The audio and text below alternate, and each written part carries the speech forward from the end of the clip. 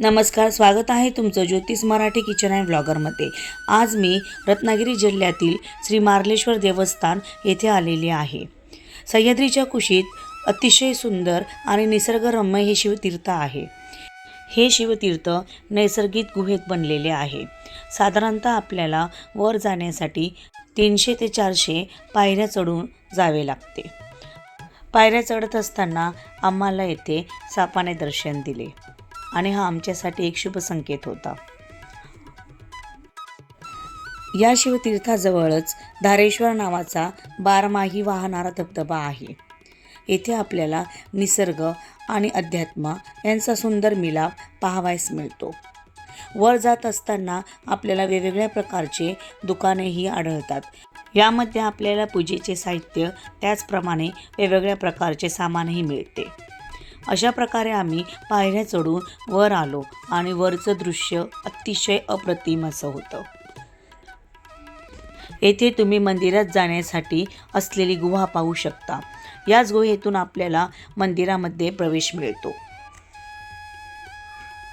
गुहेमध्ये गेल्यानंतर काळोख जरी असला तरी आतलं दृश्य हे अतिशय अप्रतिम असं होतं। येथे आपल्याला श्री मार्लेश्वर महादेवाचं सुंदर असं रूप पाहावयास मिळते।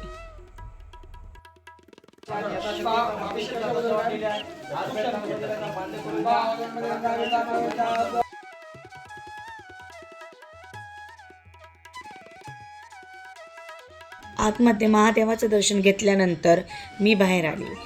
वरून पाहिल्यानंतर अतिशय निसर्गरम्य आणि सुंदर असं दृश्य होते। दर्शन घेऊन खाली परत येत असताना मी एका स्टॉलमध्ये सोलकडीचा आनंद घेतला। कारण कोकणात आल्यानंतर जर तुम्ही सोलकडी घेतली नाही म्हणजे तुमची कोकणची ट्रिप ही अपूर्णच राहिल्यासारखी वाटते, बरोबर ना? शिवरात्रीला येथे शिवपार्वतीच्या विवाहाचा समारंभ पण मोठ्या उत्साहात साजरा केला जातो।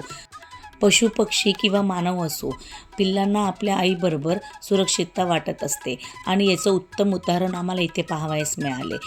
जर तुम्हाला हा मिनी ब्लॉग आवडला असेल तर माझ्या चॅनलला लाईक आणि सबस्क्राईब करायला विसरू नका आणि या शिवतीर्थाला नक्की भेट द्या। धन्यवाद।